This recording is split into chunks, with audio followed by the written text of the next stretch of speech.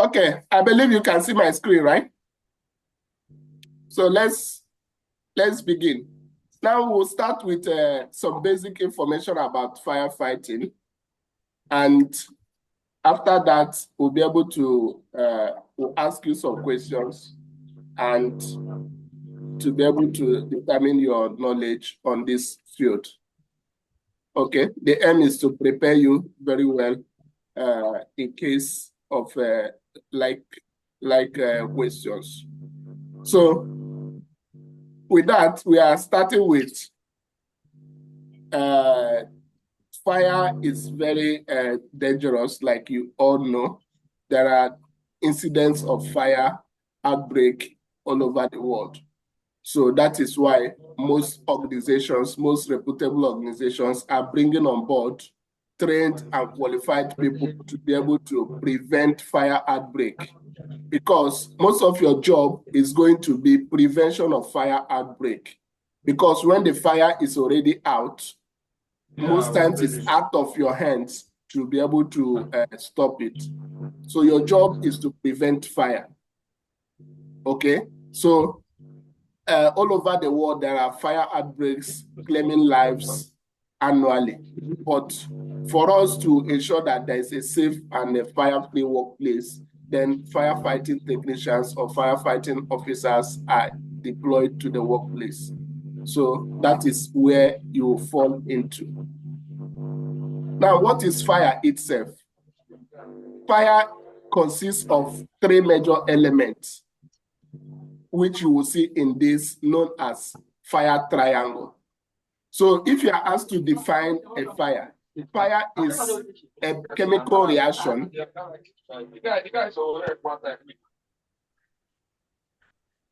If you join this meeting, please mute yourself. If you are mute, when I have not asked you to mute, I will kick you out and you cannot be able to join again. I'm not here to joke, please.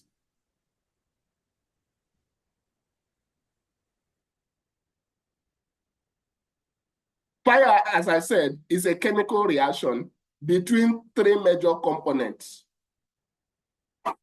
That is oxygen, heat, and fuel. And that is what is contained in what is known as fire triangle. Fire cannot result, or fire cannot be sustained in the absence of any of these three components, which simply means if you have a fuel, which is the component that is burning, maybe paper, wood, anything that is burning is known as the fuel. If the fuel is available and you have oxygen, oxygen is always available. Oxygen is available in abundance in the environment, in the atmosphere, right? So oxygen is always available. What is not always available is the heat source. So when you have fuel and oxygen and the heat source comes, that is like your lighter, your matches, or maybe sparks from faulty electric connections, these are the heat source. So when this heat source comes in contact with these two other components that are readily available, then fire originates. And for you to remove fire, or for you to stop fire, you can remove any of these components. If you remove any of these components, then fire will automatically go off. That is the extinguishing mediums of fire. Okay, so remember the definition of fire is a chemical reaction which originates from three major components: oxygen, fuel, and heat. When they are available in abundance, then fire is established. Okay, let's proceed.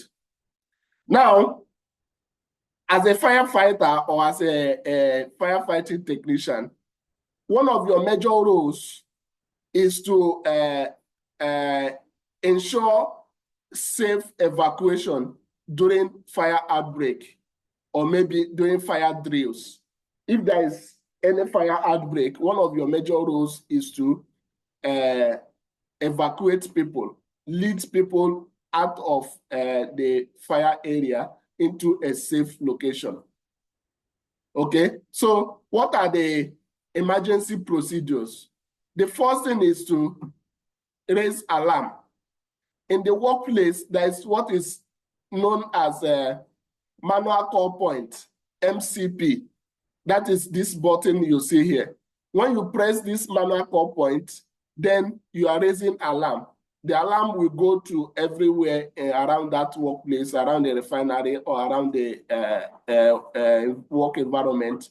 And everybody gets the information that there is fire outbreak, or maybe there is a smoke, or maybe there is something very hazardous happening.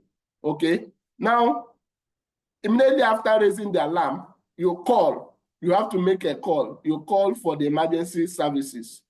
In this established workplace, they have a site-based emergency team. So you have to make the call. Inform them of what is happening, where the fire is coming up, the location, the type of fuel that is burning. Maybe it's petrol, maybe it's gas, maybe it's wood. So you give relevant information and exact location. The reason why you are giving that relevant information is if the firefighting team are coming with trucks, they need to know the type of extinguishing media they need to come with. For example, if what is burning is fuel or petrol, okay, they don't have to come with water, fire extinguisher. So they have to come with the right type of fire extinguisher, right? So that is why you need to give them adequate information. Now, after making that call, you ensure that people use emergency exits to exit the building, or exit the work area, or exit the factory or the refinery.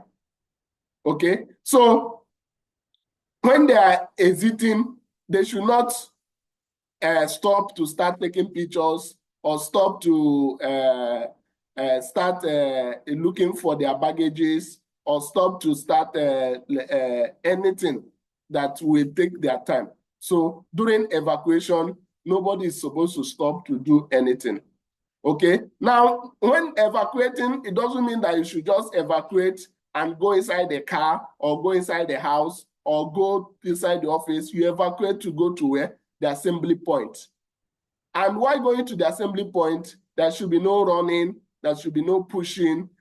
Everybody should walk smartly and fastly, well coordinated to the assembly point. Because one of the incidents that can happen during the evacuation is,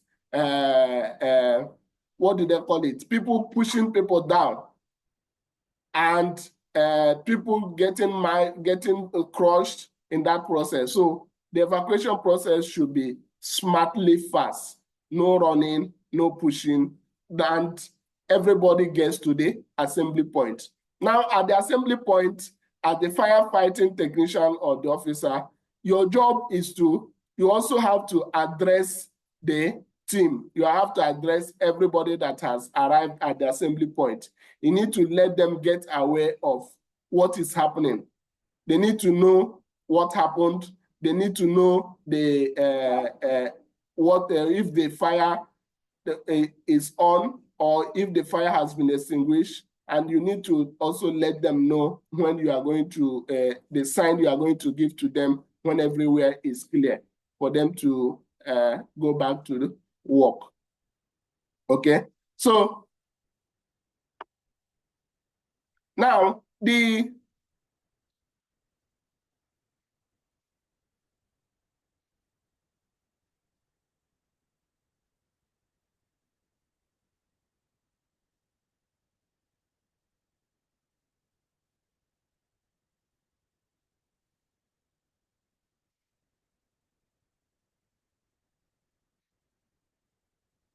all right, so the next thing we look at is the type of fire extinguishers. Okay, remember I told you that fire comprises of 3 major elements: the oxygen, the fuel, and the what? The heat. So while extinguishing the fire, you need to consider what you want to remove. Which type of the components do you want to remove? That is why you have different types of fire extinguishers. There is one that will remove oxygen. After you have removed oxygen, then the fire will go off. There is one that will cool down the heat. And when the heat has been cooled down and removed, then the fire will go off. There is one that will not allow the fire to have more oxygen, and the fire will go off. So that is why we have types of fire extinguisher. So let's look at them one after the other. The first one is wet chemical. Wet chemical is a type of fire extinguisher used for cooking oil fires. Okay, it's used in cooking oil fires, and it can also be used for wood, paper, etc., known as Class A fires. Now, let me use this opportunity to tell you the classes of fire extinguishers. We have Class A, Class B, we have Class E, we have Class F, we have Class D, and we have Class K. Okay, now Class A comprises of those fire originating from normal combustible materials. Combustible materials like wood, paper, foam, all those items in your within your house that are combustible materials. They are regarded as Class A fires. Okay, Class B. Class B fires are the fires originating from flammable liquids. Flammable liquids like diesel, like petrol. So these are flammable liquids. They are classified under Class B fires. Okay. Class C. Class C fires are those fires from gas that originate from gas, like maybe ammonium oxide, maybe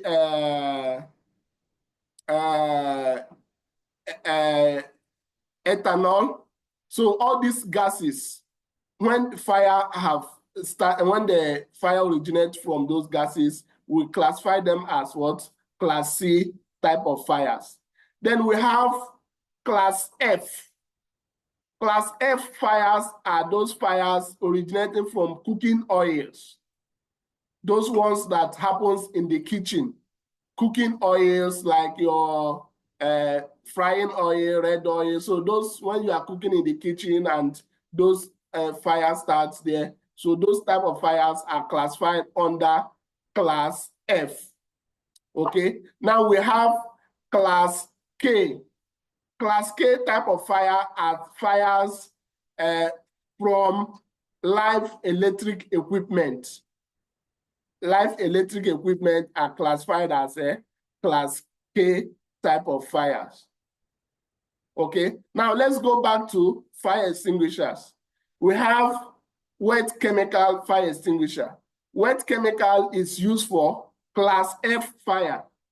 Remember, I said Class F fire is for cooking oils. It's also used for Class A fire. That is wood, paper, foam, all the combustible materials. They are Class A fire. So you can use wet chemical. How does it work? It works because the wet chemical will cool the temperature. It will reduce the temperature of that combustible materials or that burning, so that it will now remove the heat.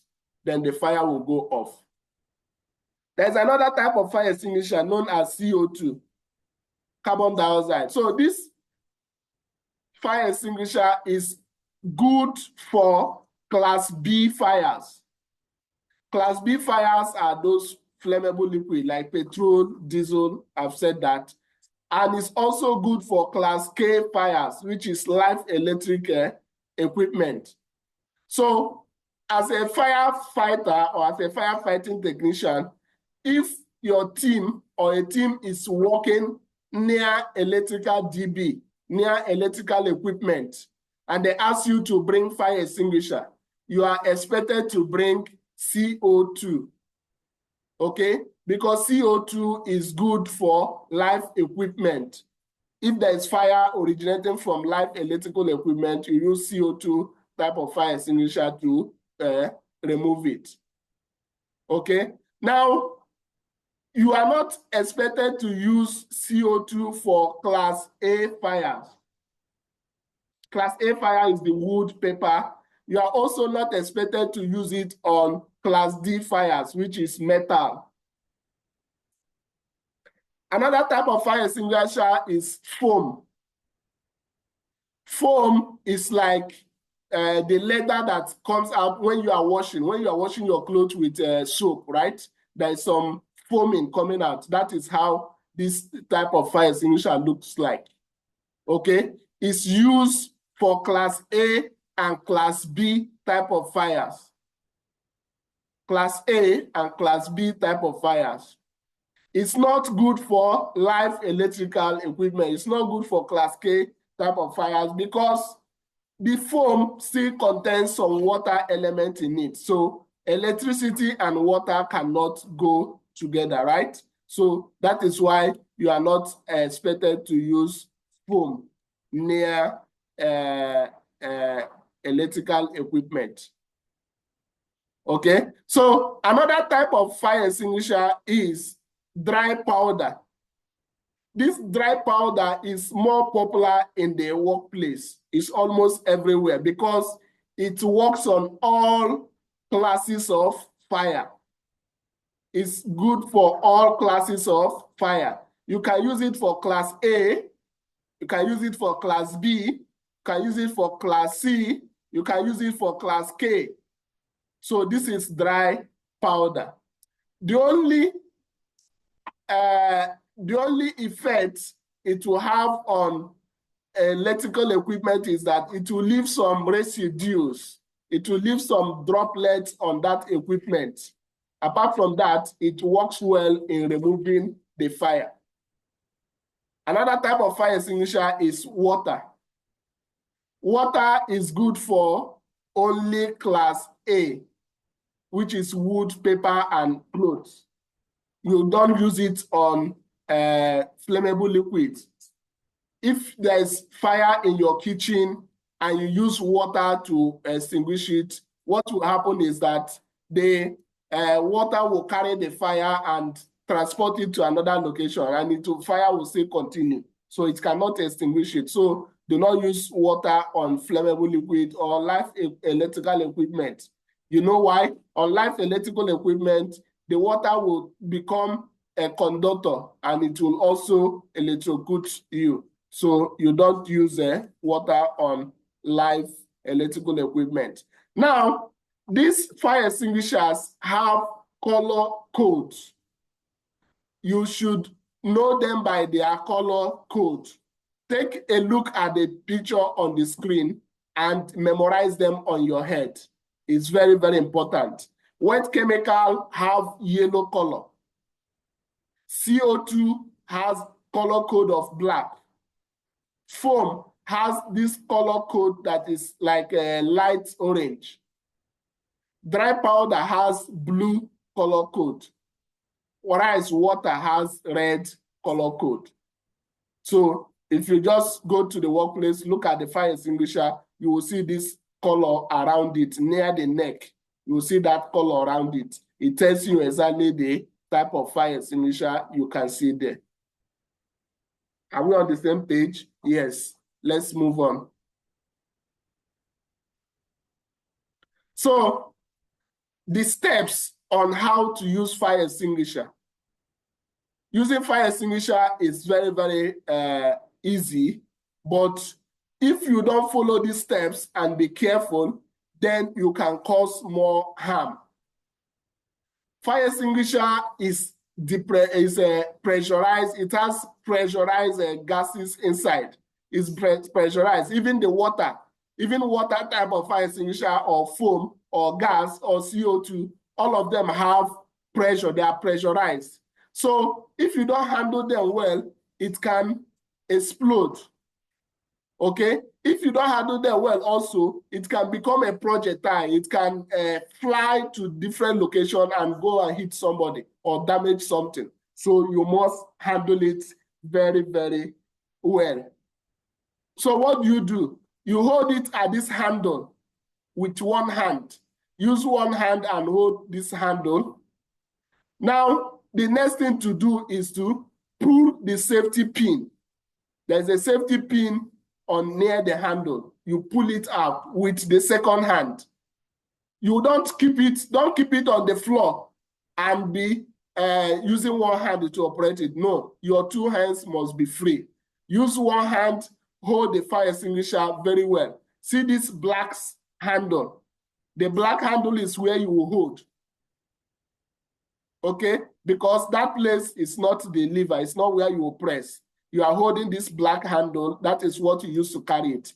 You hold the black colored handle, pull out the pin, okay? Now, look at the nozzle. This one, this thing, this black hose, this is the nozzle. So you use the left hand and point the nozzle to the base of the fire. Stop, don't look at the flame. Don't look at the height of the flame. No, you target the base. You point at the base of the handle of the fire, then you squeeze the handle. This red colored hole is the one you are going to squeeze. While pointing at the base, you are squeezing it. And then you sweep. Sweep means you move left and right. Left and right. That is how you are sweeping while you are squeezing.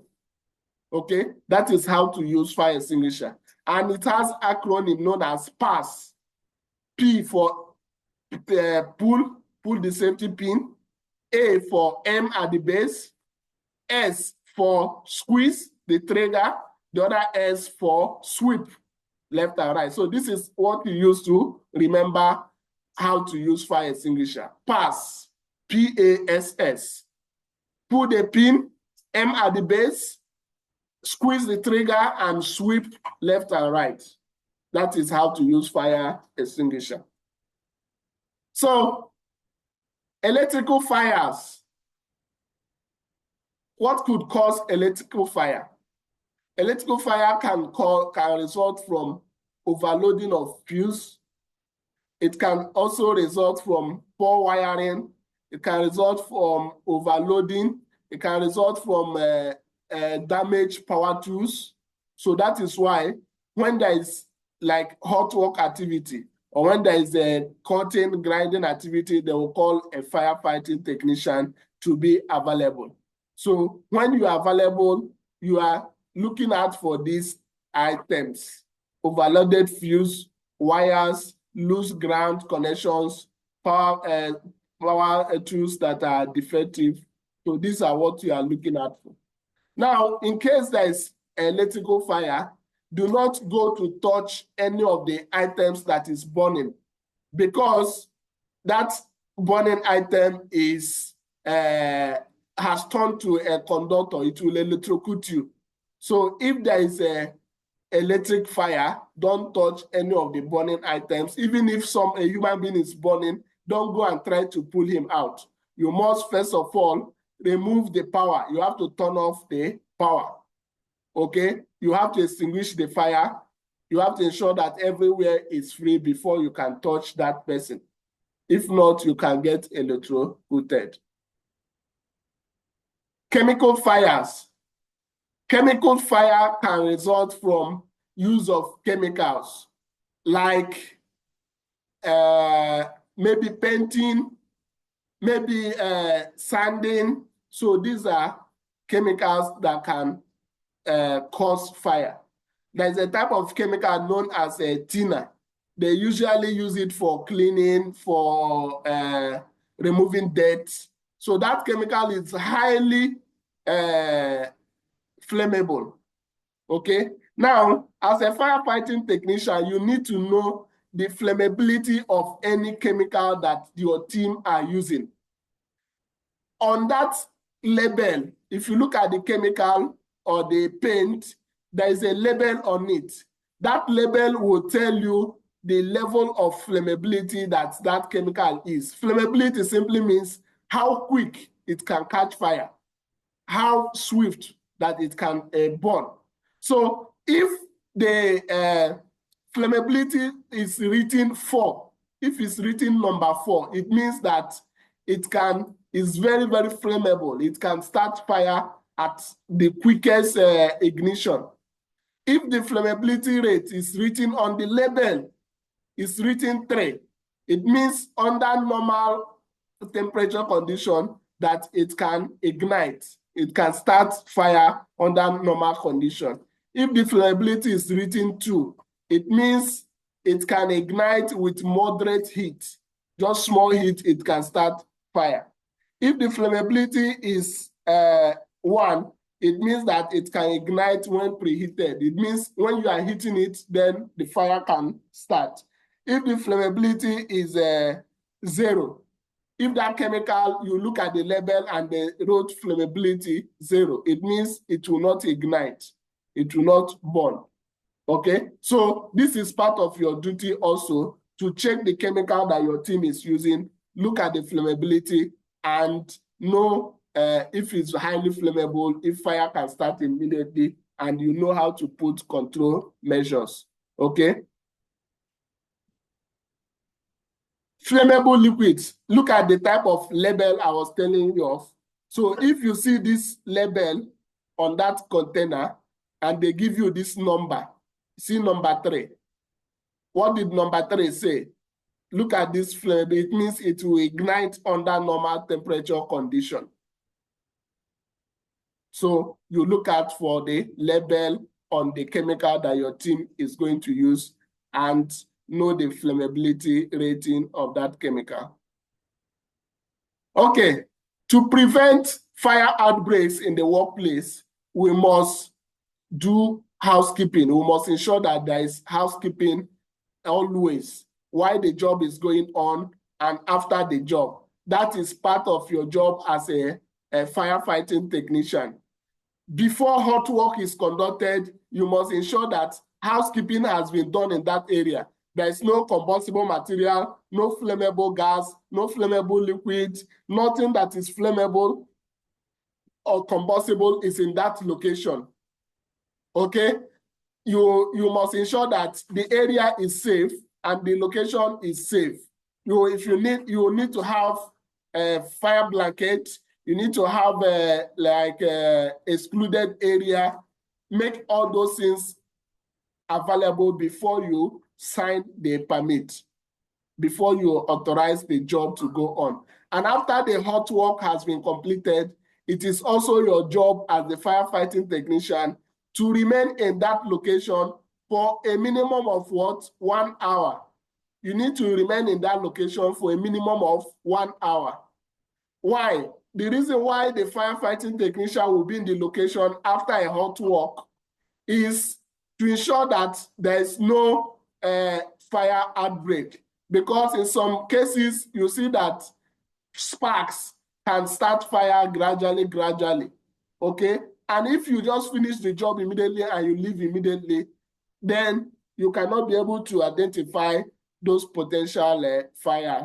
So after the hot work, a firefighting technician is required by almost all the oil and gas or petrochemical industries that you should remain in the workplace for at least 1 hour. That is why if your job is going to finish, if you are doing 8 hours duty there, and that work is going, your duty time is going to finish 6 p.m., then hot work should finish by 5 p.m. It doesn't mean that everybody have to go, then only you will remain in the workplace. No. Hot work permit will have to close 1 hour before others, because the firefighting technician will remain on the site to watch over that location, do proper housekeeping, and check that there is no fire outbreak before he leaves. If you leave the work location before 1 hour and eventually fire starts, then you have a legal issue. You can go to jail, and you can also be held responsible because you failed to do your job. Smoking is one of the potential causes of fire in every workplace.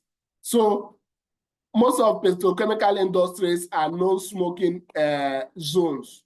So people are not allowed to come in with lighters. So security tries to do this, try to check, but also as a firefighting technician, you also have to ensure that your team are not bringing any smoking gadgets or any trying to smoke at non-designated area, especially during the night shift when nobody is watching. So you have to ensure that. All right. So with this, I've been able to remind you some of the things that you already know when you attended your firefighting training. Okay. So I will take some of your questions. I need to take some questions from you. Then with your questions, I will know if there's some other areas I need to talk about that I didn't touch. Can you ask me your questions, please? Raise your hand, then I'll call you and you ask so that everybody will not be talking at the same time. If you have a question, you can raise your hand.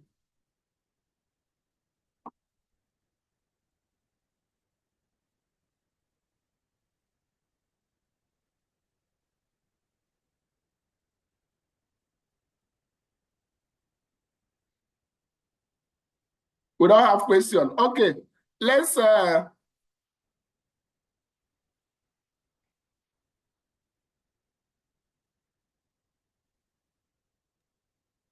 have questions, sir. I have questions, sir. I have questions, sir. Okay, you don't know how to use the application to raise hand. Okay, Ajibola, go ahead. I know, I know. I was about to use the application before you. So the question is this, sir. Are you with me, sir? Yeah, go ahead. I can hear you. When we went for the training, the trainer told us that if we want to use the CO2, that there's like a slight shock in CO2 fire extinguisher, that we need to put it on the ground first to reduce the shock before we can start to apply it. Is it the normal way, sir? That is fine. There's no problem with that because CO2 is longer than other type of fire extinguishers. Okay? It's not short. CO2 fire extinguisher is long. It's not like Oh, it is the shock. I mean shock. Is it there's shock. a little shock? Yes, like the shock is not, there's no, you will not feel it. It's not like it's not going to come like like electric shock. It's just something, it will just vibrate. It just vibrate a bit because it's a gas and it has been compressed. So there will be a little vibration. Just like if you are going to shoot a gun, you will feel some vibration. Okay, so but it's not something that is going to push you down. So you can decide to keep it on the ground because even CO2 have long hose and bigger pipes and bigger nozzle. So you can do that, no problem. Okay, noted, sir. Any other question? Eric, you are raising your hand.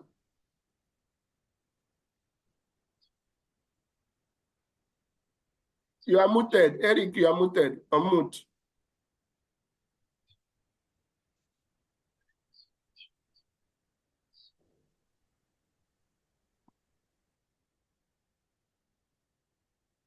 You muted it again.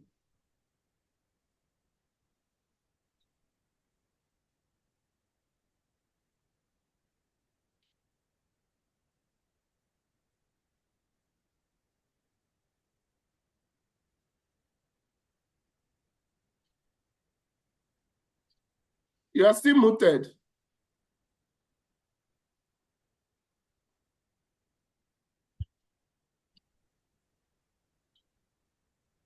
Slide your this thing. Hello? Hello? Hello. Hello, sir. Eric, you are muted. Wait, let Chima finish. Chima, go ahead. Okay, good evening, sir. Sir, please, well, I've heard whatever you are teaching us here, but please, I wanted to know, after we finish with these classes, like now, whether is this our lecture recorded? so that you can just send it for us to still read further. Okay, I will send you a recorded one, no problem. Oh, thank you, sir. Thank you. Eric, you are muted. You just have to press that microphone button so that you remove the mute and talk.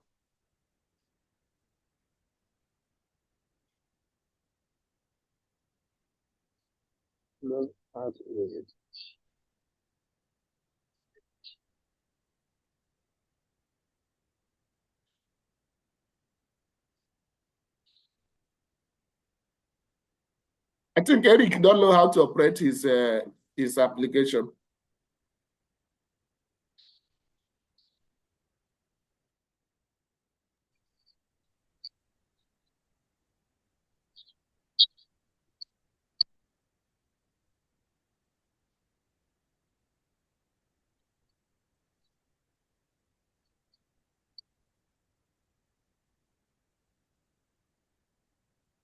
Eric, touch the screen.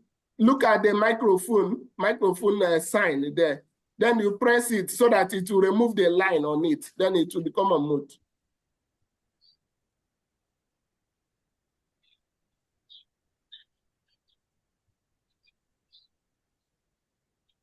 Okay. Okay. Are you hearing me now?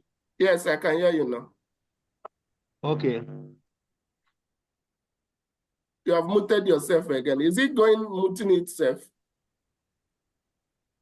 Okay, you can hear me now. Yeah, I can hear you. Go ahead. Okay, my question is this. We have in that fire extinguisher you display, I vividly see wet 2 times.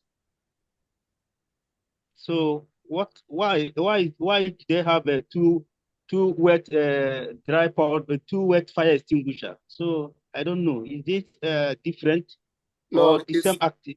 No, it's not different. It's not different. It's repetition on my slide. We have just one wet chemical. Okay.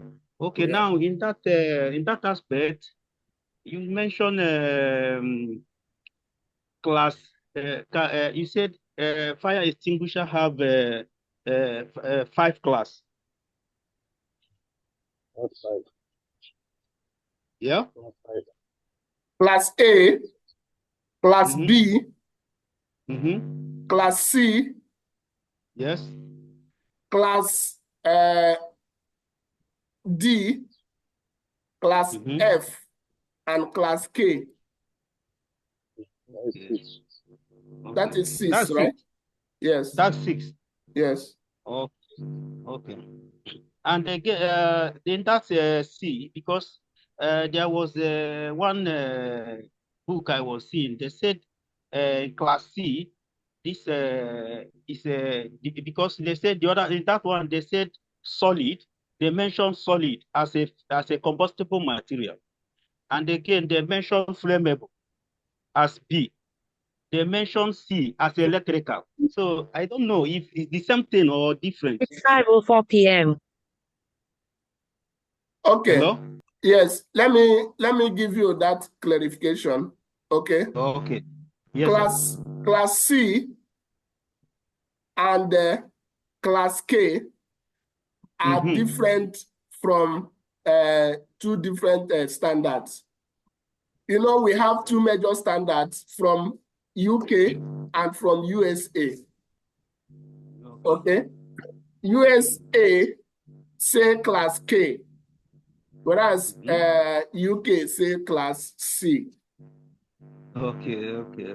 That is where it is. So if you are reading USA book, you will be hearing class K. If you are reading only a UK book, you'll be hearing class C. Okay. So okay. Now you cleared me. Thank you. Thank you. Okay. Somebody else raised hand. Ajibola, you want to say something else? Yes, of course. I want to ask something again. That recorded. It's 5:05 p.m. I think I myself I will need it, sir. There's a way Okay, get I will send a link to Mr. Williams, then he will share with you people. All right. Thank you. Right. So I think everybody have asked. I want to ask a question. If a team want to work want to conduct hot work, if a team want to conduct hot work and as a firefighting technician, and they invite you that they want to apply for hot work permit, what are the things that you need to put in place before signing the permit? If you know, just answer. Can I say it? Yes, go ahead. Okay, from Eric, what I have to put in place first as a fire watcher, if my team want to start work, I will first of all secure their permit. I will first of all secure permit. No, you said before the permit. Hello? Please, others allow him to finish. Then you have Please, time to say your own, okay? Eric, go ahead.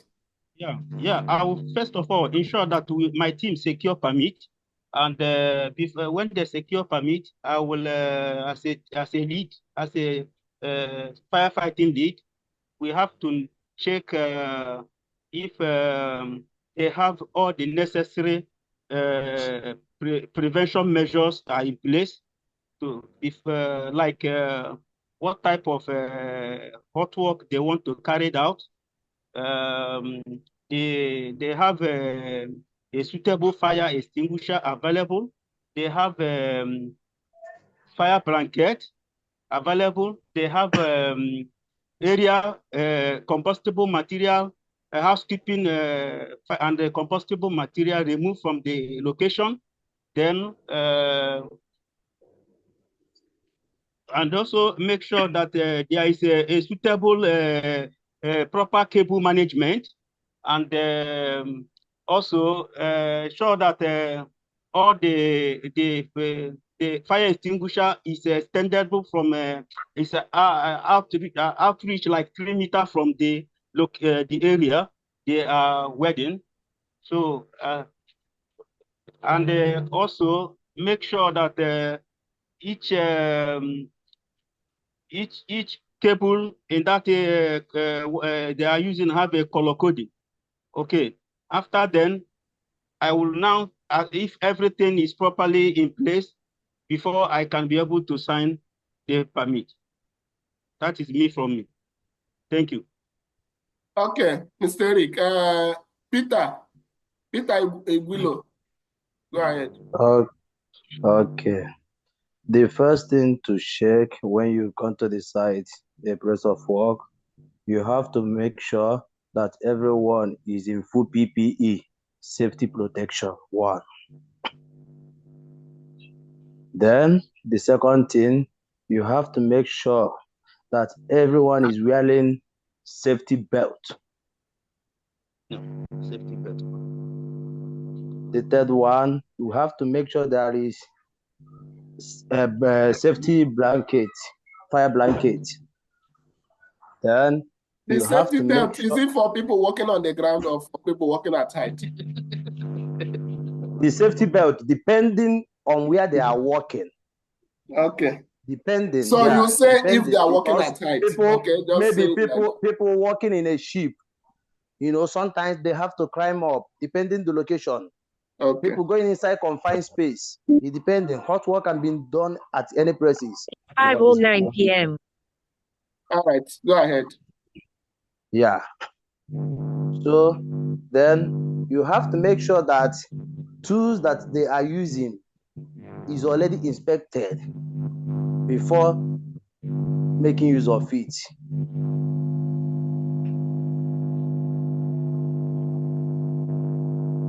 I can stop here for now. Okay. So what are the tools that are required, or what are the tools that the team use for in hot work? even if you are a firefighting technician, you are not a welder, you are not doing the hot work yourself, but you should be able to call what are the tools that they are using for hot work that can cause fire. Should I talk? Yeah, go ahead. Yes, Okay, you like their cutting machine, their grinding machine, and cutting machine, grinding machine, and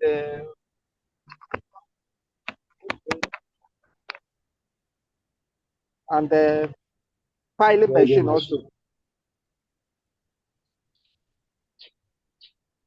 Okay, someone else can add. yeah, I can machine. add. Okay. Welding machine, both which is electrical or gas welding. You can use welding machine, then the cutting machine is already mentioned, filing machine. Those are the things they use in the hot work. Okay, I can add. Okay, Eric, go ahead. Welding machine, brassing, cutting, grinding, and there is one they use a site that is soldering. 5:12 p.m. Soldering machine. Soldering. Okay. I want to add as well. All right, go ahead, Misha. Yeah, welding machine, laser, torches, and soldering iron. Thank you. Okay, very good. Others, the reason why I want everybody to add, so that from the ones you've mentioned, you have to also pick the ones that other people mentioned.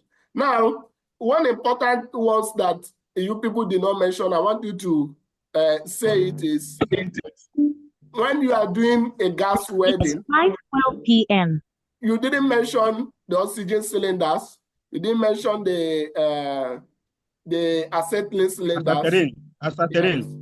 And now, argon also. Now, when you are welding, there's one particular tool that is used to control the inflow of acetylene and oxygen at their mixture. What is the name of that tool?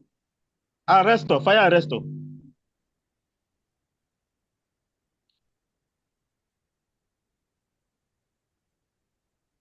arrestor. No, see, fire arrestor is located at the tip, right? Fire arrestor is located at the tip of that welding point. But there is one that looked like a meter that has regulator. What is the name of that tool that has regulator that is connected in between the oxygen and acetylene cylinder that is used to regulate the rate of inflow of both of them? Oh.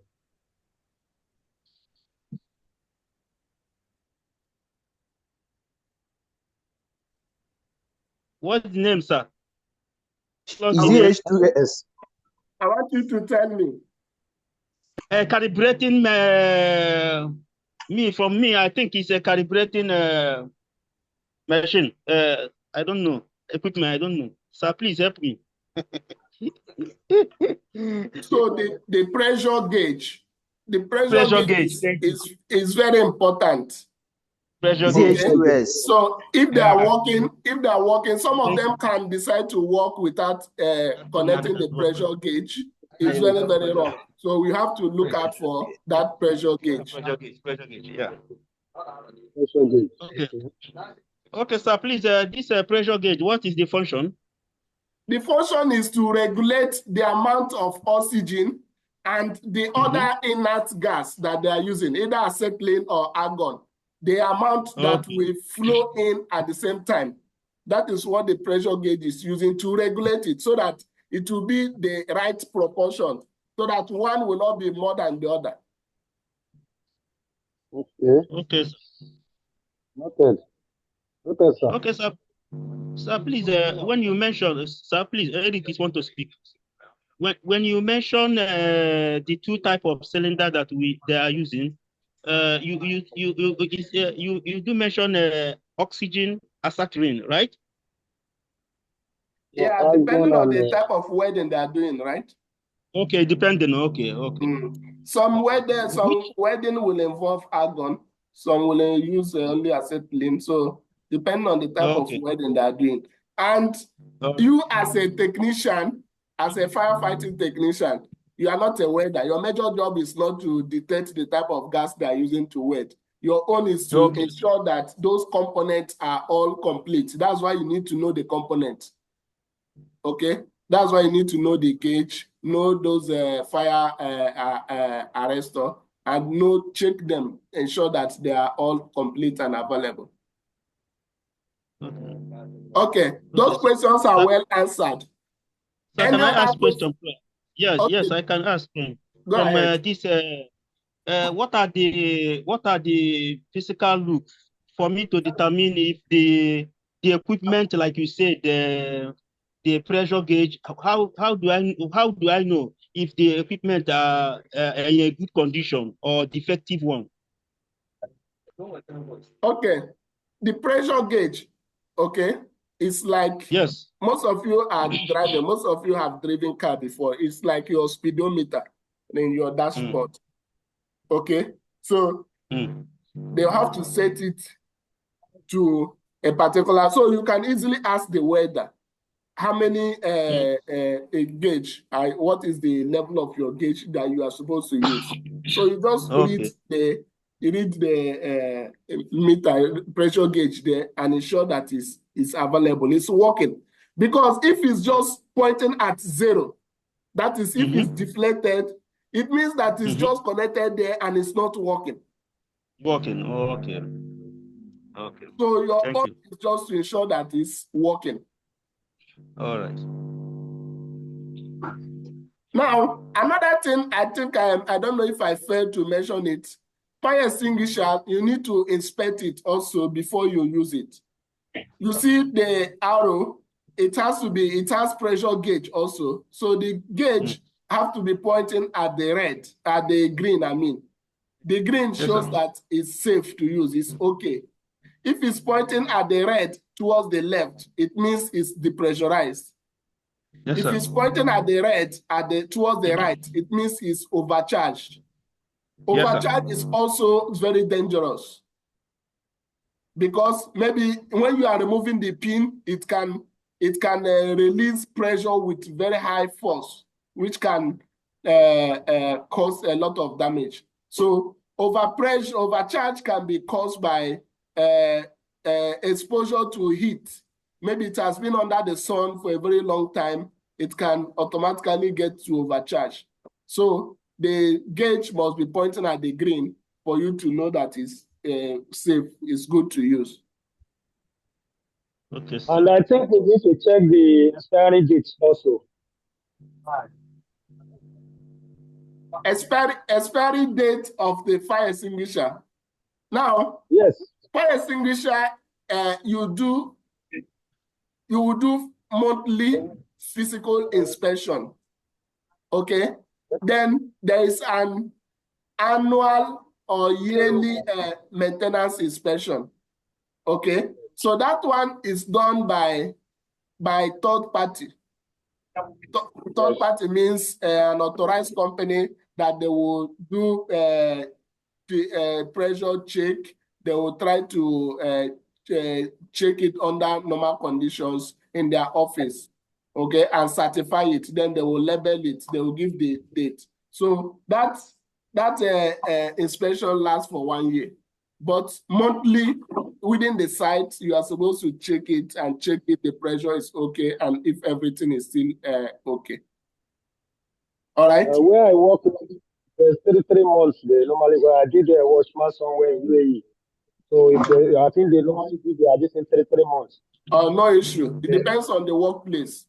Most of the places I've worked with, we do it every month. Some places also, they do 3 months. There's no problem. That one is physical inspection. The most important one is that annual inspection that they have to do by third party.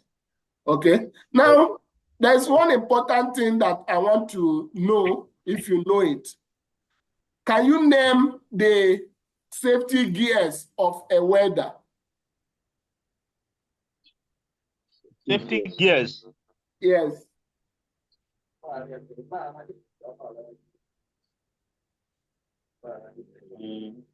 That's the PPE, the complete PPE of a welder. Okay, yes, I can name it, sir. Okay, go ahead. Face shield. Okay. Safety, Face shield or welder mask? Say welder mask. face shield. Okay, welder mask. Uh, Welder mask. Then goggle, safety goggle. Hand gloves. Coverall. Coverall. Thick coverall. Thick coverall. Safety. Eric, wait. Let me correct you immediately. Okay. Say, yes, don't say hand glove. Say fire retarded welder hand glove. Okay, sir. Fire retarded. Yes. Retardant. Okay. Fire retardant welder hand glove. Okay. Then coverall. Fire retarded also. Yes, I know. Thank you for correcting me. Coverall. Safety boots. But I don't know what type of safety boot. Is it? I don't know. If, the type of safety, the safety boot have the type, or they can use. Yes, it any has safety type. It's leather. Leather. Ankle. Fire retarded safety boot. Okay, thank you. It's ankle level. One, it's not the short one. It has to be the long one. Long. Yes. Oh, okay. Safety boot. Safety retarded. Ladder retarded. Safety boot. Thank you, sir. And again, they don't have to put the reflective jacket because it's a frame. It's a combustible material. Right? Safety jacket is not required. Reflective. Yes, it's not required because some of the weather this thing also have reflection. They have some of them have reflectors, but during that wedding it's not required. Okay, sir. Okay, this again it's a nose mask. I don't know what type of nose mask because I don't know. Like you said, retarded. What type of nose mask? Because I used to call it nose mask. Is it a mask? Different type of mask? Respirator. Respirator. Nose mask. Oh, okay. It's not nose mask. Okay. It's respirator. Respirator. Yeah. Okay. Okay. Okay. This is all I can say. Thank you, sir. Okay, just pay attention and listen. Or someone else can add, please. You have to, have to know this and know it at the back of your hand. Okay, sir. Can I say? Yeah, go ahead. We have helmets, safety glasses, face shield, respirator, safety boots, safety protective.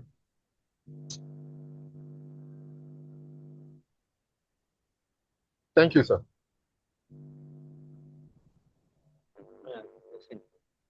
Okay, now remember the question. The question is for welders, safety gears or personal protective gears for welders. So whatever you are, if somebody asks you for welders, whatever you are mentioning, please make it specific for welders. Welder use welding mask, not face shield. Somebody doing cutting can use face shield, but for welder, he needs welding mask. Okay, now you can't just say hand glove. We have different types of hand glove. We have cotton hand glove, we have rubber hand glove, so you need to be specific. Say fire retarded welding hand glove.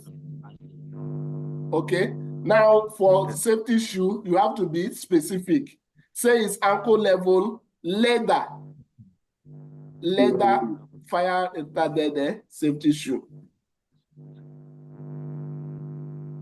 Or you say fire rated.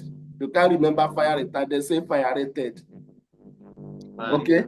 Then respirator is very important. Goggle. But sometimes if they are using the weather mask, then there will be no need for goggle. Okay. Any question before I ask the next question?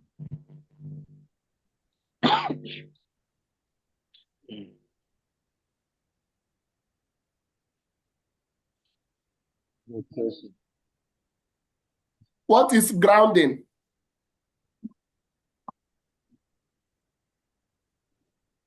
What is grounding? Can I answer? Yes, go ahead. Grinding is using an angle cutting machine. Then using grinding the surface of the metals. Not grinding, grounding or Grinding. earthing. Okay. Grounding or earthing. Yes. Okay. You've heard of earthing before. If a welder want to start working, he needs to connect the welding machine to a ground, right? Okay, grounding. So, okay. That is what I'm asking. So what is grounding? Okay, okay, grounding is a process of connecting arcs to this to prevent electric shock or GCF interruption, ground force interruption. You understand? That is GCFI, ground force circuit interrupter. Yes, sir. This is what I know about it. Okay. You have tried. Someone else, please. Yes. What is grounding?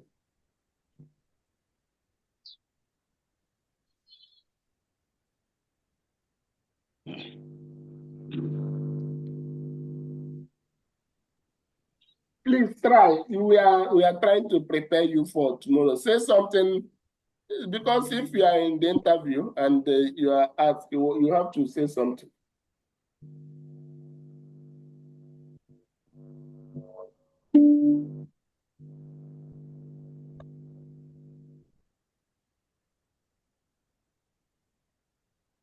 To my own knowledge, I think grounding should be like in terms of electricity. 5:28 p.m. Just like the negative, while the tongue is the positive.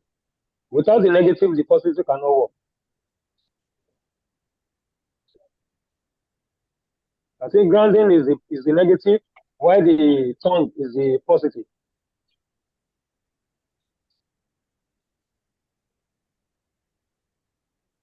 Okay. Now, just like Eric said, is a process whereby you connect a conductor. It's usually a copper rod. You connect a copper rod to the ground with the reason or with the aim of ensuring that any discharge or any escape current is taken to the ground without causing any electric shock. Okay, so for any welding activity to commence, there should be a grounding tool. It should be grounded. So you should look out for that grounding also. Okay, sir.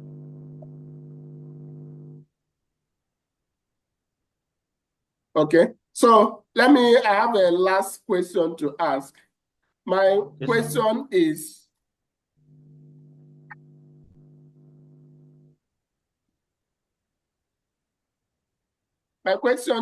if there is a hot work that will happen inside a confined space, if there is a hot work that will take place inside a confined space, what are the measures that you have to put in place before you approve their permit?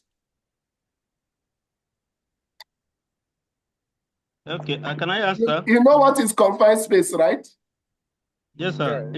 Access, limited access. Okay. All right, go ahead. Okay, if there is hot work want to commence inside the confined space, okay, I have to check if there is if there is if there is no exposure of hazardous chemical like H2S that will reduce the that workers will inherit. Okay, again, I will also check if there is check determine the temperature of that confined space according to if the temperature is 19.5, depending on the site. If the temperature is 19.5 or 23.5, they can weld. They can weld within that range. But if it's lower, don't weld because it's already heat. If it's upper, don't weld. It's already high. Within the specific of that 19.5 and 23.5 is suitable to weld in that confined space. I'm sure you are So talking about oxygen level, right? yes, for oxygen level, that is where I'm going now. All So again, check if there is a proper ventilation so that the smoke will not be rotating around. People will not be inheriting it. There must be an outlet where the smoke can be pushing out. So check. This is what I can say, sir. Please, sir. Thank you.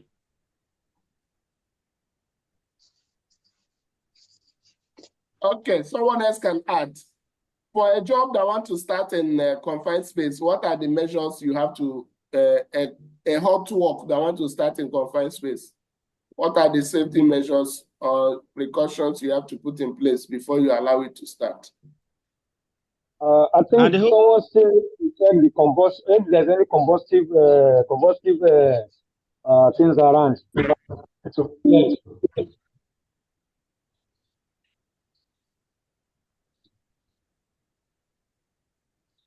That's my contribution.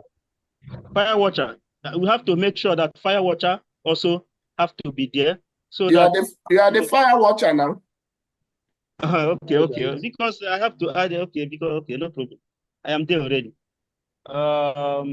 Again, you have to check if they have the weather acquire the TPT. You have to ensure because if it's not competent to do the job, also it's going to cause a hazard. So you have to check the person that is you are assigned to, if he is competent, that you can have confidence that you can control the wedding aspect. Then you have to check. Then again, check what the type of wedding they are going to carry out. Like as you said, if it's going to be gas wedding, saccharine and oxygen, you have to check. If it's ordinary weather, you have to check to determine the type of fire extinguisher that you have to be putting in place. I think this one can go along. This is what I can say, sir. Okay, nobody have thought about gas monitoring. Do you know about gas monitoring? Yes, I know, sir. So the first thing before an activity is permitted in the confined space is to conduct gas monitoring. So gas monitoring will be conducted by authorized gas tester, that is AGT, somebody who have attended AGT training and is permitted by that company to do conduct gas testing. So the AGT will do gas testing before the activity starts, And he will also be doing gas testing in between the activity. While the activity is going on, there will be continuous gas monitoring.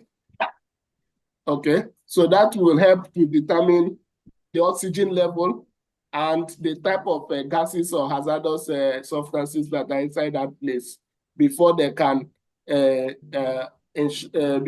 authorize the activity or not. So gas monitoring is very important. Then there will be a hole watcher. Hole watcher is different from fire fighter or fire watcher. Hole watcher is responsible for keeping record of people going inside that confined space. Okay, and he's always going to be available there in that location until that activity finish. Okay, so this is in addition to every other thing you people have said. Okay, so I have questions, sir. All right, go ahead.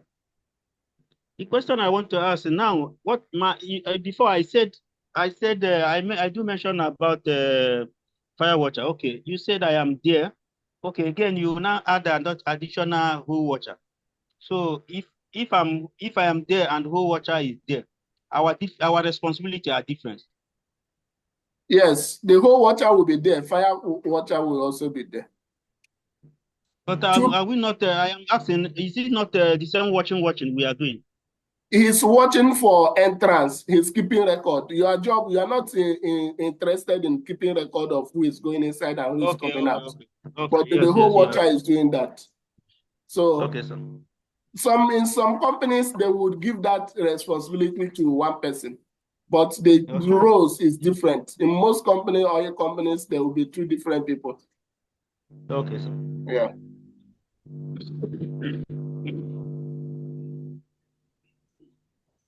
Okay, I think there's no other question. I wish you people good luck. Yes, sir. Thank you, sir. So what is your name? Johnson Wallace. Okay, Johnson. You're welcome, sir. Thank you, sir. All right. Okay, thank you so much, sir. Thank you so much, sir. We really appreciate. All right. Thank you so much, sir. All right. Good luck. Bye. It's 5:38 p.m.